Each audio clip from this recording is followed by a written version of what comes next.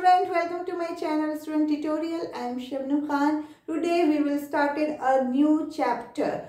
Life process का chapter हम लोग ने ख़त्म कर लिया है, उसकी बहुत अच्छे से स्टडी करी, उसके एमसीक्यूज़ को हम लोग ने सॉल्व किया। वो चैप्टर टर्म 1 में आ रहा है, उसमें ऑब्जेक्टिव आएंगे, एमसीक्यूज़ आएंगे जो हम लोग ने सॉल्व कर लिया है। और how do organism reproduce and heredity and evolution जो है, ये चैप्टर्स दो चैप्टर जो हैं वो टर्म 2 में आ रहे हैं। ठीक है, इसमें सब्जेक्टिव क्वेश्चन आने का चांस है। तो आज हम लोग स्टार्ट कर रहे हैं हाउ डू ऑर्गेनिज्म रिप्रोड्यूस। ठीक है, तो हम यहाँ पे जानेंगे, इस क्वेश्चन का आंसर ही मेनली जानना है इस चैप्टर में कि ऑर्गेनिज्म जो होते हैं वो कैसे रिप्रोड्यूस करते हैं। रिप्रोड्यूस का मतलब या रिप्रोडक्शन की बात करें, both are same, reproduce and reproduction both are same terms है। अगर हम इनकी बात करें तो रिप्रोडक्शन से हम क्या समझते हैं। देखो, अगर रिप्रोडक्शन मतलब कि एक जो ऑर्गेनिज्म है उससे एक नया ऑर्गेनिज्म का बनना, एक जो ऑर्गेनिज्म है जिसको पेरेंट्स बोलेंगे उससे नया ऑर्गेनिज्म यानी ऑफस्प्रिंग जिनको डॉटर बोलेंगे, उनका प्रोडक्शन होना, उनका उस ऑर्गेनिज्म का पुराने ऑर्गेनिज्म से रिप्रोड्यूस होना ही रिप्रोडक्शन कहलाता है। यहाँ पे मैंने उस चीज़ को एक टर्म में लिखा हुआ है, एक डिफिनेशन दी हुई है कि the production of new organism from the existing organism of the same species is known as reproduction. Reproduction या रिप्रोड्यूस दोनों सेम ही चीज हुई। तो कोई भी एग्जिस्टिंग ऑर्गेनिज्म ऑलरेडी इस अर्थ पे है, उससे एक न्यू ऑर्गेनिज्म का बनना, सेम स्पीसीज की, सेम बॉडी डिजाइन की, वो रिप्रोडक्शन कहलाती है। ठीक है, लाइफ प्रोसेस के चैप्टर में हम लोगों ने डिफरेंट टाइप्स की फिजियोलॉजी देखी थी बॉडी की, जो बहुत ज़रूरी है लाइफ को आगे, लाइफ अगर हमारी है, हम लिविंग है, तो उसको एग्जिस्टेंस देने के लिए, उसको जिंदा रहने के लिए। बट इस चैप्टर में हमें देखना है कि जो ऑर्गेनिज्म है, जो लिविंग ऑर्गेनिज्म है, वो किस तरह से रिप्रोड्यूस हो रहे हैं, उनसे किस तरह से नई नई वैरायटी निकल रही है, किस तरह से पेरेंट से डॉटर सेल्स बन रहे हैं, किस तरह से एक न्यू ऑर्गेनिज्म से डिफरेंट काइंड्स ऑफ ऑर्गेनिज्म बन रहे हैं। इस चीज़ को इस चैप्टर में हमें पढ़ना है। ठीक है, ये चीज़ समझ में आई। रिप्रोडक्शन की प्रोसेस में जो होता है, जो ऑलरेडी एग्जिस्टिंग ऑर्गेनिज्म है या एग्जिस्टिंग बॉडी है, वो जब रिप्रोड्यूस करती है तो न्यू टाइप्स ऑफ बॉडी बनाती है, सेम बॉडी डिज़ाइन की हो सकती है। इन चीज़ों को रिप्रोडक्शन कहते हैं। इसी से वो चीज़ें जो होती हैं वो जनरेशन टू जनरेशन चलती रहती हैं। जो ओल्ड यानी जो पेरेंट सेल है वो एक टाइम के बाद डाई हो जाते हैं, बट उनके जो डॉटर सेल्स होते हैं, उनके जो ऑफस्प्रिंग होते हैं, वो एग्जिस्ट करते रहते हैं इस अर्थ पे। फिर कुछ टाइम के बाद वो रिप्रोड्यूस करते हैं, उनसे एक न्यू बॉडी डिज़ाइन का ऑर्गेनिज्म, न्यू बॉडी डिज़ाइन के ऑफस्प्रिंग बनते हैं। फिर वो पेरेंट सेल हो जाते हैं जो पहले ऑफस्प्रिंग थे, फिर वो पेरेंट सेल हो जाते हैं, फिर कुछ टाइम के बाद वो डाई हो जाते हैं, फिर उनके जो ऑफस्प्रिंग होते हैं वो नया ऑर्गेनिज्म डेवलप करते। तो इस तरह से ये प्रोसेस जनरेशन टू जनरेशन चलती रहती है। पुराने ऑर्गेनिज्म जो होते हैं वो डाई होते रहते हैं और न्यू ऑर्गेनिज्म रिप्रोड्यूस होते रहते हैं। इससे इस अर्थ का जो पॉपुलेशन है वो बना रहता है, एक बैलेंस बना रहता है। तो ये रिप्रोडक्शन के थ्रू ही होता है कि एक ऑर्गेनिज्म से और डॉटर सेल या और दूसरा ऑर्गेनिज्म या ऑफस्प्रिंग बोल सकते हैं, उनका प्रोडक्शन होना, और वो प्रोड्यूस होती हैं अपने एग्जिस्टिंग पेरेंट्स से और वो फिर आगे रिप्रोड्यूस करती हैं। इस तरह से जनरेशन चलती रहती है। ठीक है, जैसे हम ही लोग हैं, हमारे पेरेंट्स हैं, उनके भी पेरेंट्स हमारे ग्रैंड पेरेंट्स हैं, तो ग्रैंड पेरेंट्स से हमारे पेरेंट्स हुए, हमारे पेरेंट्स से हम हुए, हमसे हमारे ऑफस्प्रिंग होंगे, उनसे उनके ऑफस्प्रिंग हो। तो ये क्या है, ये जनरेशन टू जनरेशन चल रहा है। एक जनरेशन में रिप्रोडक्शन हो रहा है तो दूसरी जनरेशन आ रही है, दूसरी जनरेशन रिप्रोड्यूस हो रही है तो थर्ड जनरेशन आ रही है। ठीक है, तो इस तरह से प्रोसेस जो होता है इस अर्थ पे चलता रहता है। चाहे लिविंग थिंग्स में, चाहे वो प्लांट हो, चाहे एनिमल हो, चाहे ह्यूमन बीइंग हो, ये सब के साथ चलता है। हाँ, ये हो सकता है कि जो रिप्रोडक्शन की प्रोसेस हो रही हो वो थोड़ी बहुत डिफरेंट हो रही हो, क्योंकि हमारा बॉडी डिज़ाइन दूसरा है, हमारा डीएनए दूसरा है, हमारा प्रोडक्शन करने का तरीका दूसरा है, बट टाइप्स दूसरे हो सकते हैं। बट हर लिविंग ऑर्गेनिज्म यहाँ पे रिप्रोड्यूस कर रही है और अपने जैसी एक डॉटर सेल बना रही है जो नेक्स्ट जनरेशन को डेवलप कर रही है। ठीक है, तो ये चीज़ हमें समझ में आ गई कि रिप्रोडक्शन एक ऐसी प्रोसेस है जिससे न्यू ऑर्गेनिज्म रिप्रोड्यूस होते हैं पुराने एग्जिस्टिंग पेरेंट्स से। ठीक है, उसके बाद हम आते हैं reproduction is essential for the survival of a species on this earth. It ensure continuity of the life on earth. यानी जो रिप्रोडक्शन की प्रोसेस होती है वो एक ऐसी प्रोसेस होती है जो ऑर्गेनिज्म को इस अर्थ पे सरवाइव करवाती है। ठीक है, कि अब देखो प्लांट है, अगर जो चीज़ रिप्रोड्यूस नहीं हो पाई, जो चीज़ एक जनरेशन से अपने दूसरे जनरेशन में नहीं जा पाई या नहीं रिप्रोड्यूस हो पाई, वो जल्दी ही एक्सटिंक्ट हो जाती है। चाहे वो कुछ भी हो, चाहे वो प्लांट हो, चाहे एनिमल हो, चाहे कोई भी स्पीसीज हो, अगर उसने रिप्रोड्यूस नहीं किया तो वो क्या होगा, एक टाइम के बाद वो धीरे धीरे एक्सटिंक्ट होता जाएगा और वो एक टाइम के बाद पूरी तरह से इस अर्थ से चला जाएगा। ठीक है, तो अगर उसने रिप्रोड्यूस किया तो वो इस अर्थ पे सरवाइव करेगा, वो नहीं तो उसका ऑफस्प्रिंग, वो नहीं तो उसका ऑफस्प्रिंग, कोई ना कोई उसकी जनरेशन का इस अर्थ पे सरवाइव करेगा, क्योंकि उसने रिप्रोड्यूस किया, उसने अपनी जैसी एक नई टाइप का नया डॉटर सेल बनाया, एक नए टाइप के ऑर्गेनिज्म को डेवलप किया जो उसी स्पीसीज का है। और जिसने रिप्रोडक्शन नहीं किया, जिसने रिप्रोड्यूस नहीं किया अपनी जैसा सेम ऑर्गेनिज्म, उसकी जनरेशन एक सीमित एक उस पर जो होती है लिमिटेड हो जाती है और वो एक टाइम के बाद इस अर्थ से धीरे धीरे गायब हो जाती है। ठीक है, तो रिप्रोडक्शन ही एक ऐसी चीज़ है जो अर्थ पे स्पीसीज को सरवाइव करने के लिए इम्पॉर्टेंट है। ठीक है, बहुत से स्पीसीज हैं, अभी टाइगर भी धीरे धीरे एक्सटिंक्ट हो रहा है, क्योंकि कहीं ना कहीं वो धीरे धीरे उसकी जनरेशन जो होती है एक लिमिट में चली जा रही है, किसी न किसी तरह से कोई मतलब उनकी पॉपुलेशन कम होती जा रही है, तो वो एक टाइम पे आ गए हैं जहाँ पे वो एक्सटिंक्ट हो सकते हैं। तो इस तरह है, अगर रिप्रोडक्शन ज़्यादा हो रहा है तो उनकी स्पीसीज जो है वो बढ़ती जाएगी और जो अर्थ पे उनकी ही सेम स्पीसीज का सर्वाइवल जो है वो पॉसिबल है। It ensure continuity of life on earth. अब भाई अगर रिप्रोड्यूस कर रही है तो वो इंश्योर कर रही है ना कि उनकी कंटिन्यूटी होगी अर्थ पे। अगर हमारे ऑफस्प्रिंग एक के बाद एक जनरेशन में बनते जा रहे हैं, अगर एक जनरेशन में 2 ऑफस्प्रिंग है, उस 2 से 4 हुए, 4 से फिर 8 हुए, तो इस तरह से उनकी जनरेशन जो होती है कंटिन्यूटी होती जा रही है, एक जनरेशन से दूसरे जनरेशन का अर्थ पे कंटिन्यूटी होती जा रही है। इसमें कोई भी डाउट नहीं है अगर वो रिप्रोड्यूस कर रही है तो। अगर रिप्रोडक्शन की बात करें तो हमने देखा है कि अगर सेक्सुअली रिप्रोडक्शन की बात करें, हम ह्यूमन या फिर कुछ एनिमल्स में जो रिप्रोडक्शन होता है वो सेक्सुअली होता है। यहाँ पे जो मैंने लिए वो सेक्सुअली ही रिप्रोडक्शन की चीज़ें ली हुई है कि ओवम जो होता है जो फीमेल पेरेंट्स से आता है और मेल में स्पर्म होता है, मेल गैमेट्स होते हैं, फीमेल में फीमेल गैमेट्स होते हैं। मेल की गैमेट्स को ओवम बोलते हैं, फीमेल की गैमेट्स को ओवम बोलते हैं और मेल की गैमेट्स को स्पर्म। जब इनकी मैटिंग होती है, जब ये मिलते हैं तो उससे एक फर्टिलाइजेशन मतलब उनके बीच एक मैटिंग होती है जिससे जायगोट का फॉर्मेशन होता है। ये जायगोट जो होता है डेवलप करता है और ढेर सारे डिवीजन करता है जिससे एम्ब्रियो का फॉर्मेशन होता है। तो ये क्या हो रहा है, ये जो हो रहा है एक नए स्पीसीज को जन्म दे रहा है, एक नए स्पीसीज को बर्थ दे रहा है। ये नया स्पीसीज फिर नेक्स्ट जनरेशन में अलग स्पीसीज को जन्म देगा, तो इस तरह से कंटिन्यूटी चलती रहती है। ठीक है, अगर इसमें हम बात करें कि भाई मेल और फीमेल जो है मिल रहा है, मिल के एक नया ऑर्गेनिज्म बना रहा है, ठीक है, और नए ऑर्गेनिज्म से एक नया सेल बॉडी बन रहा है, तो क्या ये सेल बॉडी जो होती है अपने पेरेंट्स जैसी होगी? मेरा जो नेक्स्ट पॉइंट है ये यही कह रहा है कि do organism create exact copy of themselves, क्या जो ऑर्गेनिज्म हम बना रहे हैं वो अपने पेरेंट्स की ही एग्जैक्ट कॉपी है, क्या ये पॉसिबल है?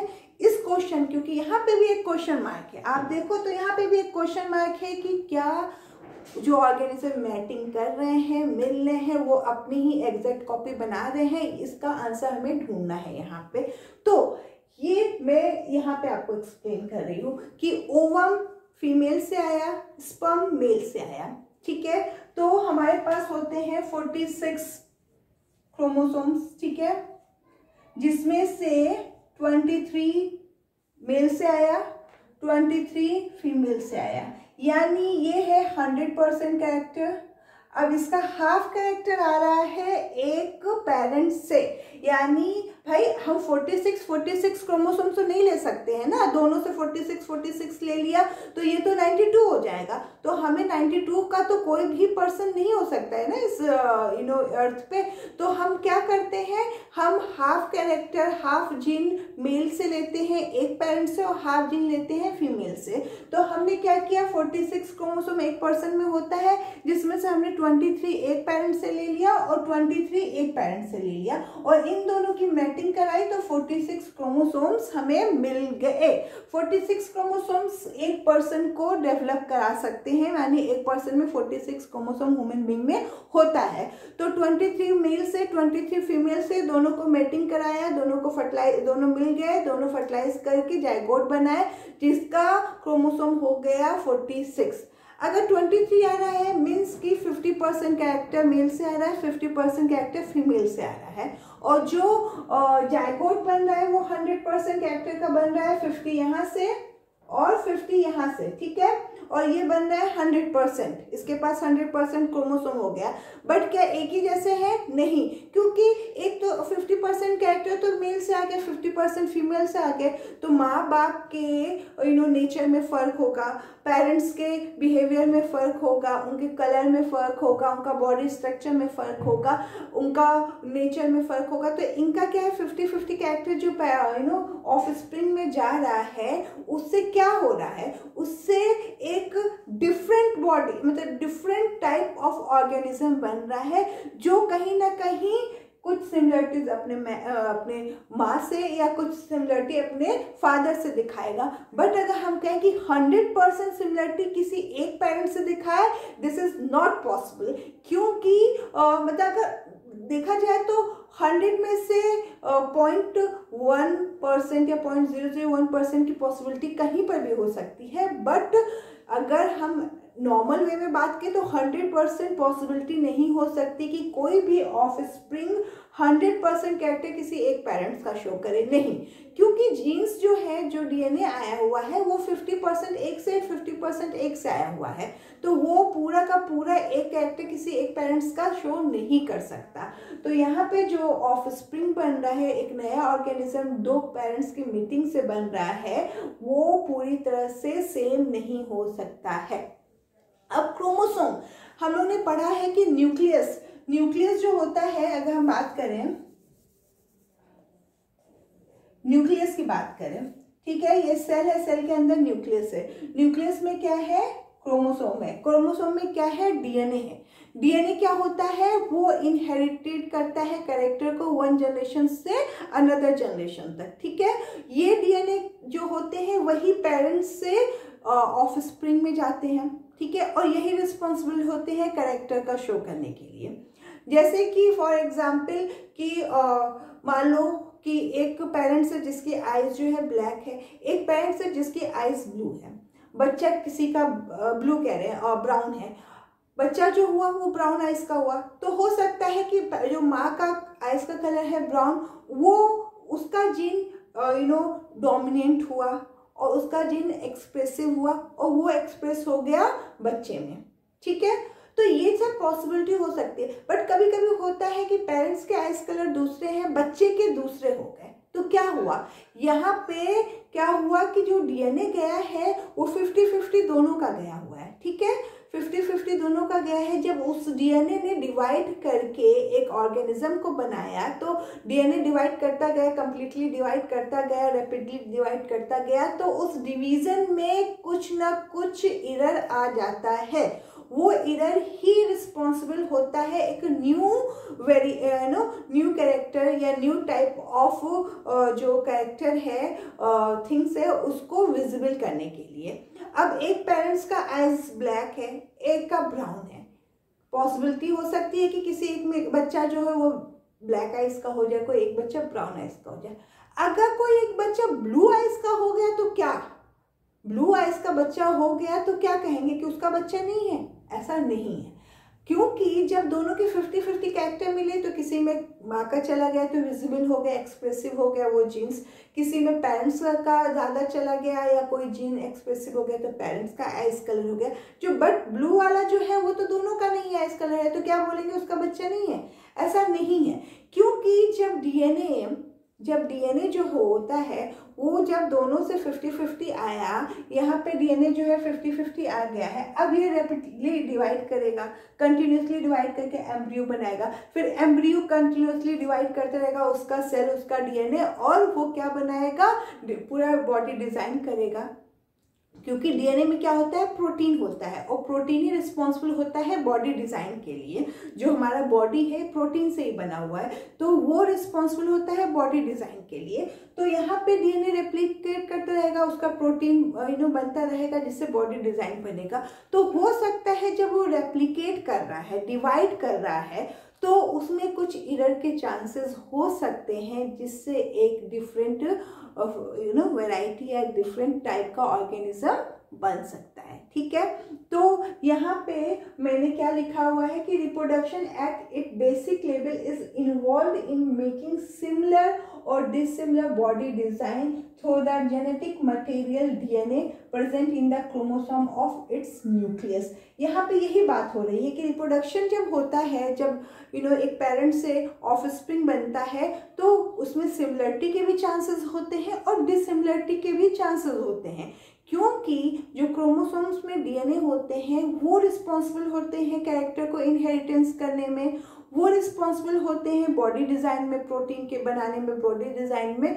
तो वहाँ पे जब वो रेप्लिकेट कर रहे हैं तो कुछ परसेंट एरर के चांसेस होते हैं, जिससे कुछ डिसिमिलरिटीज बच्चे में आ सकती है। ठीक है, एग्जैक्ट कॉपी होना पॉसिबल नहीं है, क्योंकि मैंने यहाँ पे बताया है कि कुछ कैरेक्टर पेरेंट्स के मेल और फीमेल से 50-50 जाते हैं, जिससे एक कंप्लीट 100% का न्यू ऑर्गेनिज्म बनता है, जिसमें 50 पेरेंट्स मेल के होंगे, 50 फीमेल पेरेंट्स के होंगे। इसीलिए ये 100% अपने पेरेंट्स की कॉपी नहीं हो सकती, क्योंकि ये एक मिक्सचर है, ये एक मिक्सचर है दोनों पेरेंट्स का। तो इसका कैरेक्टर दोनों पेरेंट्स के कैरेक्टर से डिफरेंट होने के चांसेस हैं।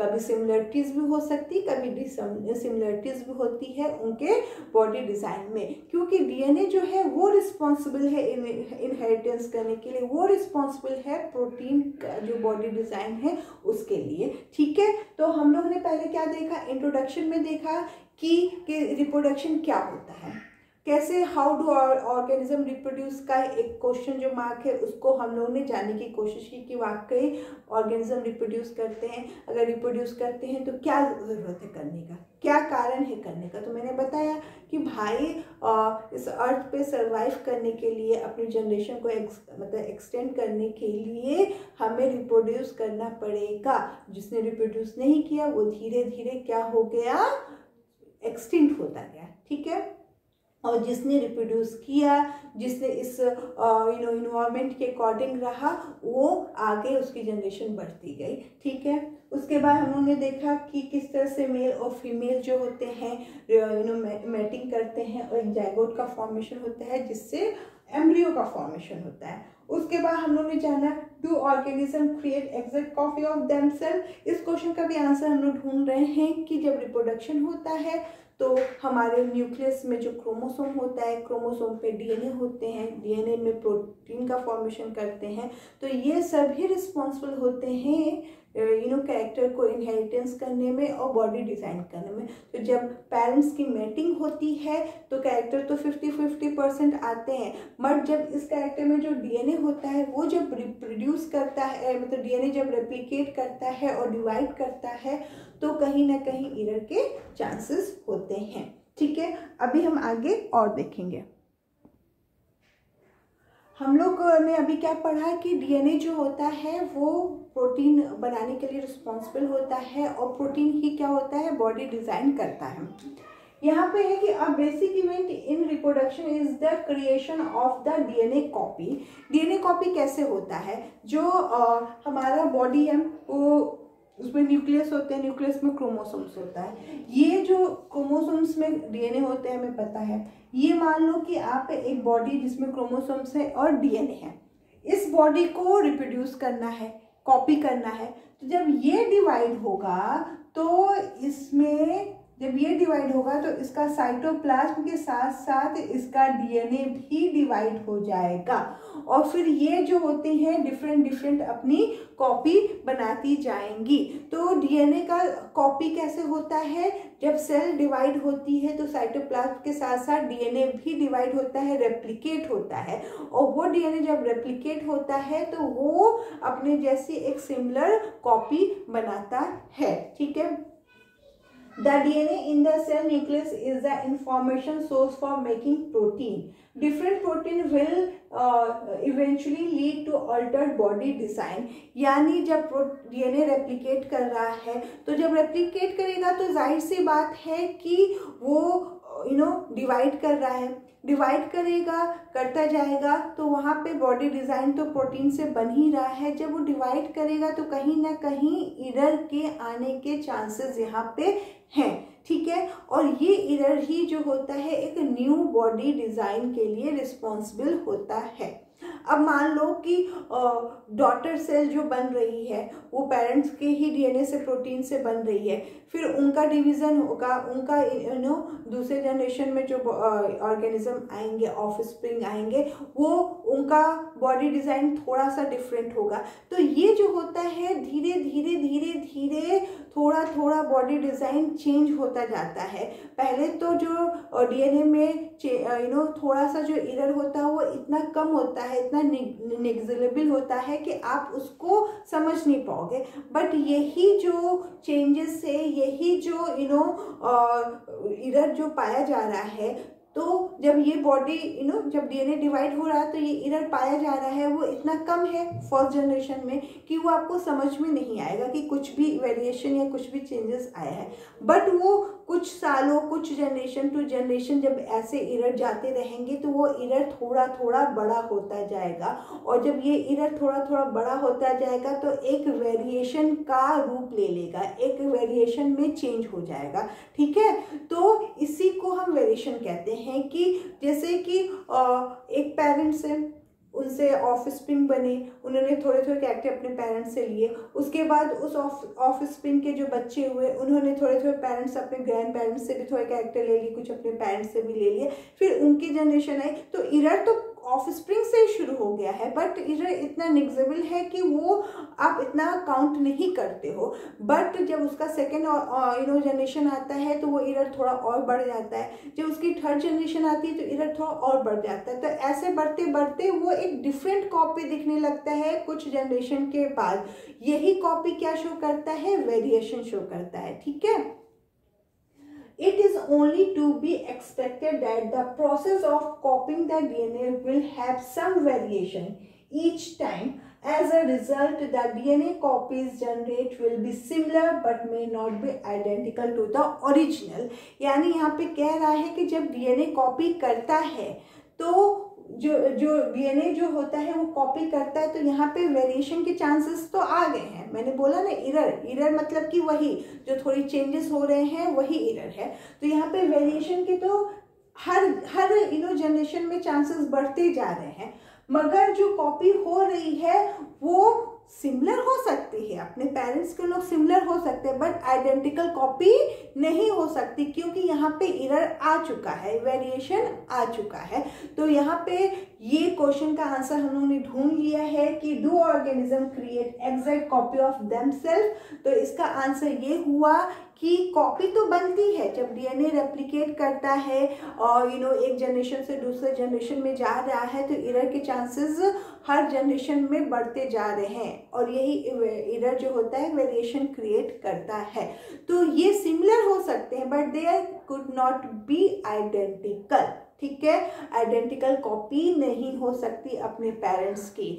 अगर टोटल कॉपी की बात करें, टोटल ब्लूप्रिंट कॉपी की बात करें, तो ऐसी कॉपी नहीं हो सकती, क्योंकि कैरेक्टर जो है 50-50% आया है, वो खुद एक हाइब्रिड की तरह है। ठीक है, वो कैरेक्टर को दूसरे जनरेशन में ट्रांसफर कर रहा है, तो फिर वहाँ पे थोड़ा थोड़ा 50-50 कैरेक्टर चले गए, फिर वहाँ से और कैरेक्टर में चेंजेस आना शुरू हो गए, तो एरर तो यहीं पे आ गया, वेरिएशन तो यहीं पे आ गया। तो एग्जैक्ट कॉपी का बनना, आइडेंटिकल कॉपी का बनना पॉसिबल नहीं है। हाँ, सिमिलरिटीज पॉसिबल है, सिमिलरिटीज पॉसिबल है, बट आइडेंटिकल कॉपी पॉसिबल नहीं है, क्योंकि एरर यहाँ पे शो होने लगता है। ठीक है, तो हमने do organism create exact copy of themselves को यहाँ पे हम लोग समझ चुके हैं कि कोई भी फीमेल और मेल पेरेंट्स की मेटिंग के बाद नया ऑफस्प्रिंग बनता है, तो वो जो कैरेक्टर लिखता है वो 50-50 कैरेक्टर होते हैं अपने पेरेंट्स से, जिससे एक कंप्लीट कैरेक्टर उस ऑफस्प्रिंग का बनता है।